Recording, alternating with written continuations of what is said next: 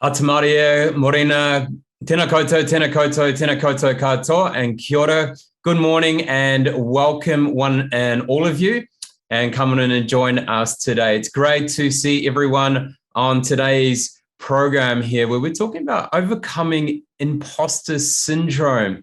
Now, it's one of those things that has affected us all in a certain way. But what's really interesting, is when we have these imposter thoughts, everyone has those. But what is imposter syndrome and how does that actually affect people long term, and what can be maybe some negative aspects to it and some benefits to it as well? So we're going to dive into that today. For me, being an athlete, as a young child, I was very natural at playing sport, and growing up in a place called Taranaki in the North Island, there you were kind of put on a pedestal if you did well at sport, because you would tend to shine. And for me, that was quite comfortable. I never ever thought about, could I do something, or was I good enough, or does anyone actually, sort of validate that I'm good enough at what I do at sport, or that I'm already that good? And then I moved to Auckland, and, you're moving up to the big smoke, the big city in New Zealand. And here I went to train. I went from training where I was the number one athlete to then being in an environment where now I might be the number 12 or 15th ranked athlete in that training squad. You've got Olympic athletes, Olympic champions, world champions in that training squad. And it was the first time in my life where I started to doubt things and go, was I actually good at sport? Yeah, I won a couple of things, but really, did I? Was I worthy of achieving them?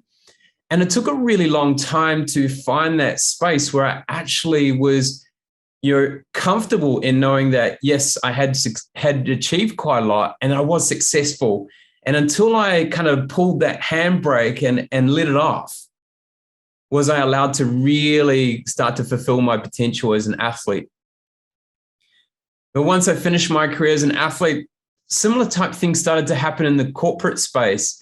As a young 30-year-old, I got brought into lead a team of 500 people who all extremely gifted and talented in their different areas. Some were world-leading doctors in the space of genetics and looking at different aspects of the body and the human performance level. I had, people that had been world champions as a coach. I had some, 6-star Michelin type, 6-star chefs who are amazing cooks, dealing with the Dalai Lama, dealing with Olympic athletes. And, you go into that space where you go from being, kind of an expert in a space, or you're quite renowned in a space, to now being, whoa, how did I get here? Is anyone going to find out that I really don't know what I'm doing here? And you're making it up as you go along, and you're hoping no one catches you out and goes, you know what, you probably don't belong here. But in real truth is everyone's going through that, and they hadn't hired me because I didn't know what I was doing. They hired me because they could see the potential for what I could do. And I think that's so important to realize for all of us when we go into a new job, when we are put into a new environment, or we are excelling, and then we kind of get to a space where we may plateau for a little bit, and those doubts start to come into our mind. But what's important for all of you to know is that doubts are okay. It's okay to experience self-doubt. We all have these little inner voice monologues going on and dialogues with ourselves at times, and we've got to be able to deal with those. And the difference between having imposter thoughts, whoa, should I be here? Did I really achieve that? Would I have been able to achieve that without the help of someone else? Or has someone misread my resume, or have they seen something in me that's not really there? And that of actually imposter syndrome is the difference between it happening as one-offs or repeating often. So imposter syndrome is is something that occurs when you have the same thought appears or the same doubt comes up on a regular basis, and then it starts to hinder you from being able to achieve. It stops you from saying yes to opportunities. And so the difference between those who just experience imposter thoughts and are able to move on and those who get stuck with that imposter syndrome is the mindset. And it's how they deal with those thoughts when they come up. So today we're going to dive into those as we go along. And so what I'd love you to do, and it's great to see a few of you on camera, if a few more can pop on camera as well, that would be fantastic. But what I'd like you to do now is pop into the chat right now. What is a doubt that you've experienced in life and it kind of popped up and you went, whoa, hang on, why are you talking to me? Who's this kind of imposter in my head? Who's giving that little conversation? Just pop into the chat. For me, I shared my experience as an athlete. I shared my experience in corporate. What are some of those for you? Just pop them in the chat now. What are those moments? And just for you, I've just got a second screen here, so you may see me looking off to the side. All right, learning management without any training. Yeah, very good, Matthew. Everyone goes through that. We move up through the ranks. We become specialists in a certain area. We're really good at what we do. And then someone taps us on the shoulder and goes, hey, we'd like you to manage a team now. And quite often there isn't much training. So really good. Lack of education qualifications. Or you just recently have been approached to be a guest writer for Brains magazine. Congratulations. So you might be feeling, whoa, am I actually good enough to be writing in here? What have they seen of me? Are you sure? Maybe some of those thoughts may have already popped up. Nicole, presenting to people who know more about the content than you do. Very good. Narissa, does anyone care about my story? Yeah, excellent. These are thoughts that many people are dealing with and it come up at different times. So it's good to acknowledge that, and thank you so much for sharing. And we've got one there from Louise. No one would be interested in my story, or there is nothing they could learn from it. What is fascinating in life is that we all have our own unique paths and journey and our own unique story. No one else has experienced what you have experienced. And so what you've got, and if you go to share that, whether it be in a management situation, whether it be writing or speaking for some of those in the room that are in that space, is that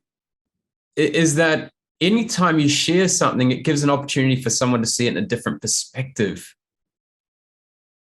And it's that belief in yourself to say, hey, you know what?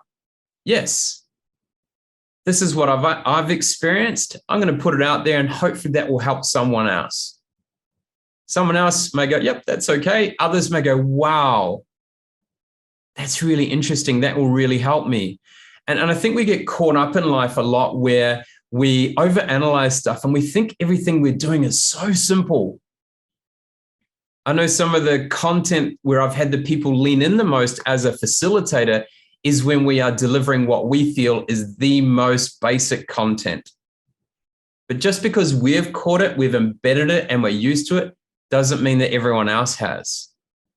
So it's really important to understand that, which is great. Constant belief that if I fail, everything will fall apart. Thanks for sharing that, Dan. So what I'm going to do now is I'm just going to share my screen, and hopefully it works just for everyone there. I'm currently in Singapore in a hotel, and the internet's pretty good, but hopefully it goes well for us today. All right, so starting with here, to stop feeling like I'm just going to just check that I shared that correctly. To stop feeling like an imposter, you need to stop thinking like an imposter. All right, so it's a really, really important thing to take in on board here. So if you feel like an imposter, it's because you're thinking like one. So we need to be able to shift away from that and to start thinking like a performer rather than an imposter, or think about just being you and being grateful for who you are in that situation. I'm going to look at ways we self-sabotage here first. All right, so some different ways that we will sabotage ourselves and we'll prevent ourselves from doing stuff. So one of those is we procrastinate, right? So we have an opportunity in front of us, but we decide not to take it, and we'll find other things to do to avoid it, or avoid doing that task that needs doing right now. Another one is accepting our current standard. We get comfortable. I see this so much in life where people get comfortable where they're at and how that's going. And so they decide not to push above that and try and find what's more, because people like being in that comfort zone. They may overanalyze. For the strategic thinkers out there like me, we tend to analyze stuff a lot, and we can continually overanalyze. And you may have heard the term paralysis by analysis, where you overanalyze and it actually prevents you from actually even taking action and doing anything, because you can't make a decision because you've analyzed too much. Or there's perfectionism. We want to get everything perfect before we decide to do it. So it holds us back. That wanting to be perfect at everything and trying to get every single detail right. Another way is comparisonitis. We might be comparing ourselves with someone else. We're always comparing. Like when I talked about being that athlete, I was comparing myself to the other people in the group who had already been an Olympic champion, who had been a world champion, and I was comparing myself to them rather than going, what can I do now to keep getting better so I can get to that level? I was too focused on where they're at rather than where I was and what I could do to achieve that. Multitasking, multi-yesing, we sabotage ourselves and our performance by trying to do too many things, taking on too much on board. And winging it. How often have you just gone, oh, you know what? I can do this. I'm just going to wing it. So I want you to pop into the chat. Is there one of those ways there that you may have had self-sabotage, or there might be something else that you've done? Pop it in the chat. What have you experienced? Which one or ones of, or two or three of those have you experienced?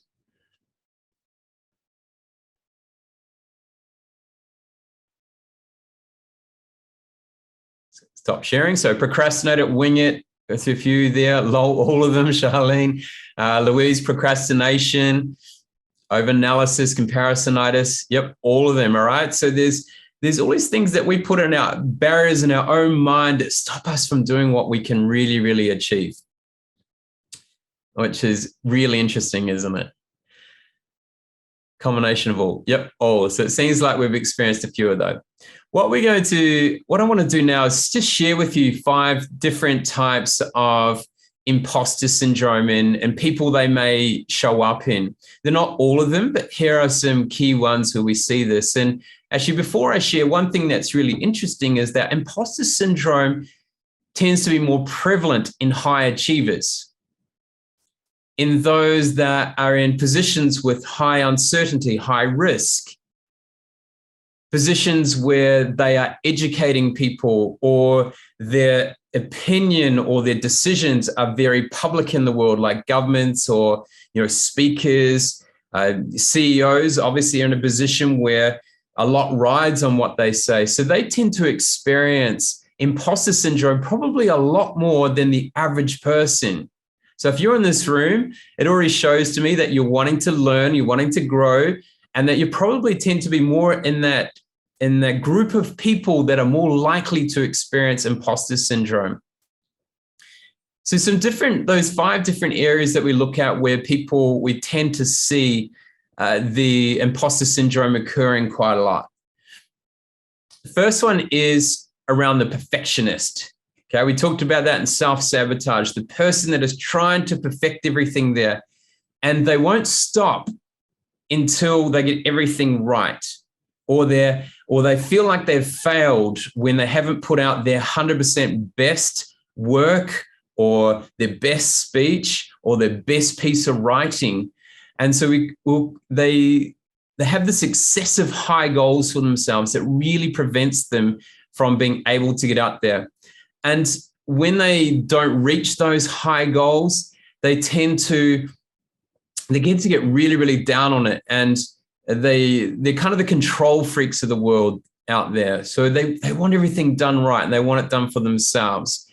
So they're the type of people that are really satisfied with an achievement, right? Success is something that they put up so high that even though they're achieving things along the way, they tend to miss them as they're going through.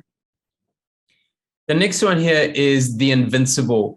This is the person who is, you might consider them as a superwoman or a superman, and they think they can do everything, right? So they feel like they will turn up and everything will happen. So it's a really fascinating situation that some of these people are in, and they quite often kind of put this persona out there that they've got everything together in life, when in fact they're actually covering up for something. You know, they're quite often the ones who are very flamboyant and they're chatty, and they come out, they kind of like look like a rooster in a way. They got their chest out, they're pumped up a little bit, but they actually quite often are covering up for someone. And these Superman and Superwoman will keep going. They're the ones who will stay in the office longer than anyone else. They'll get stressed when they're not working. Like they want to be out there doing lots of things.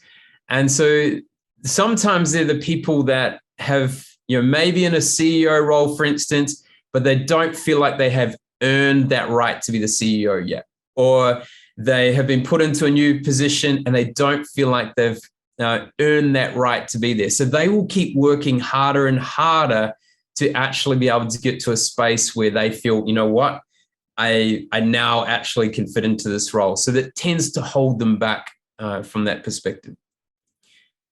You've then got the natural genius.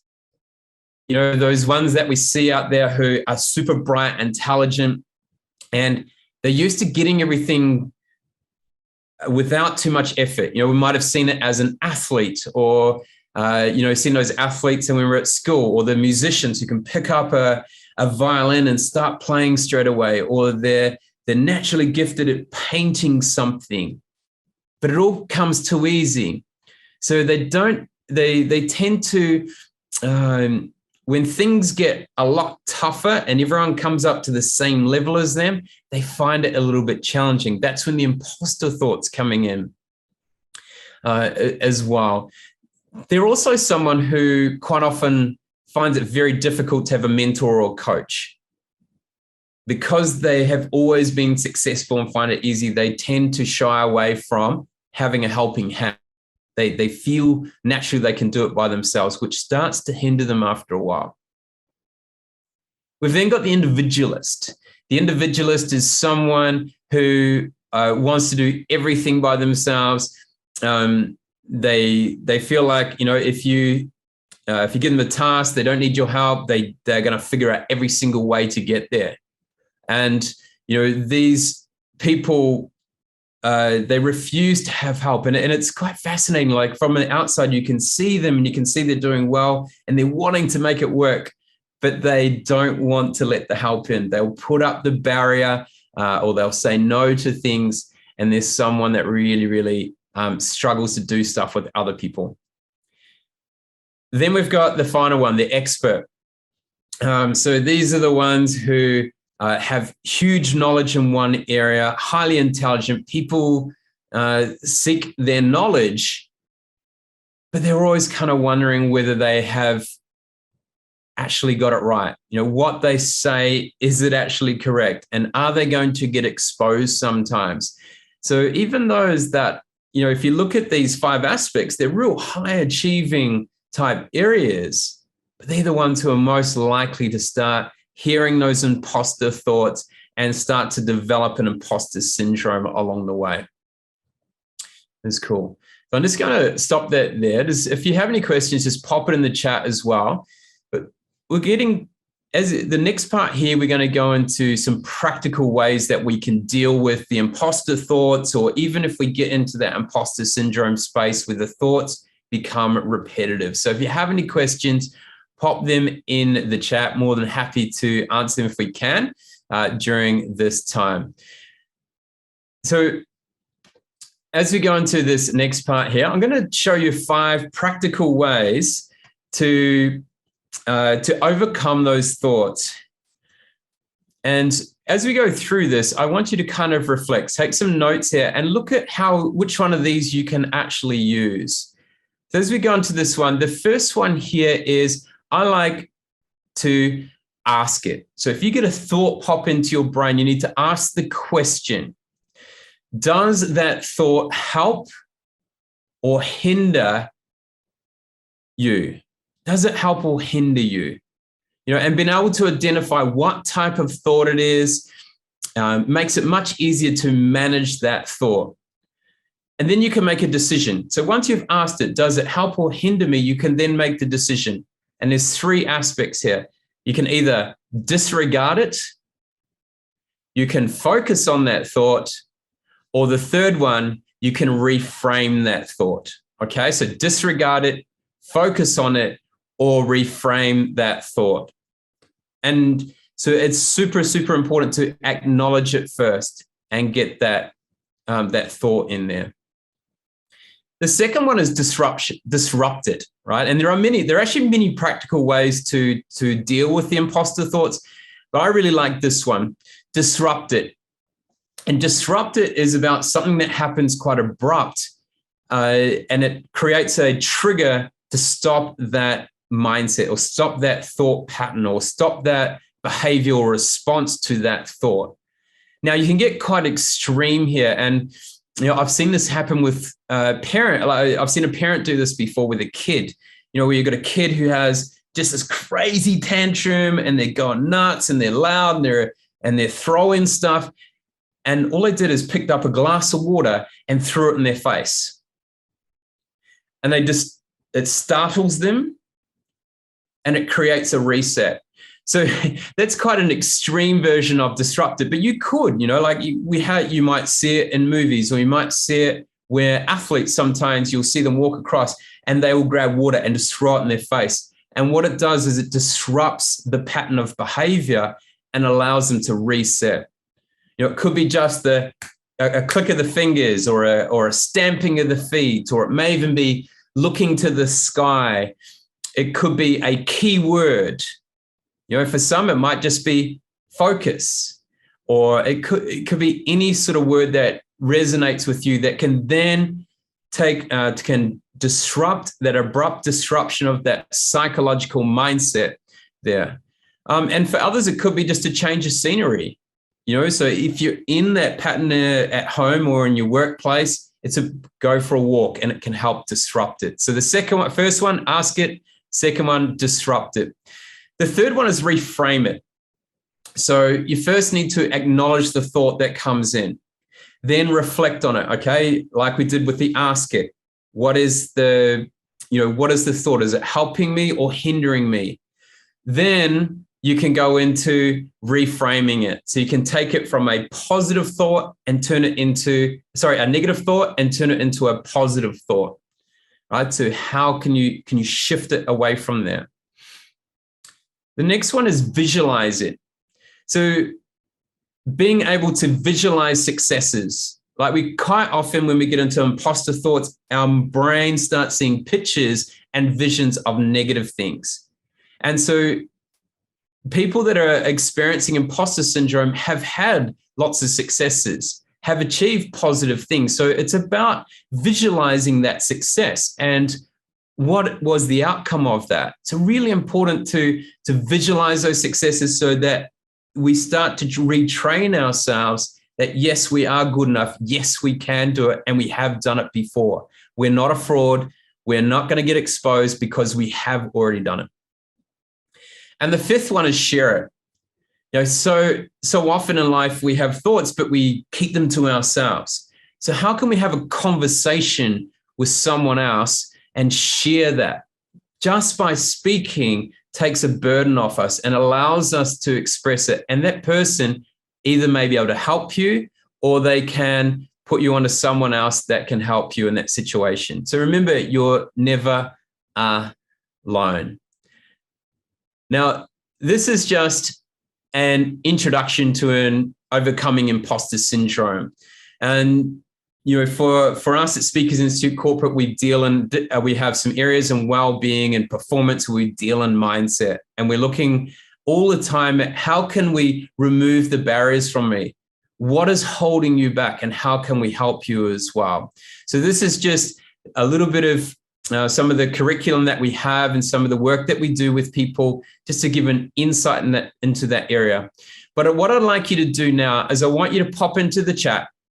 What is the one thing you are going to do today to start getting yourself ready to deal with an imposter thought? Or if you're experiencing imposter syndrome, what can be the first thing that you would like to implement?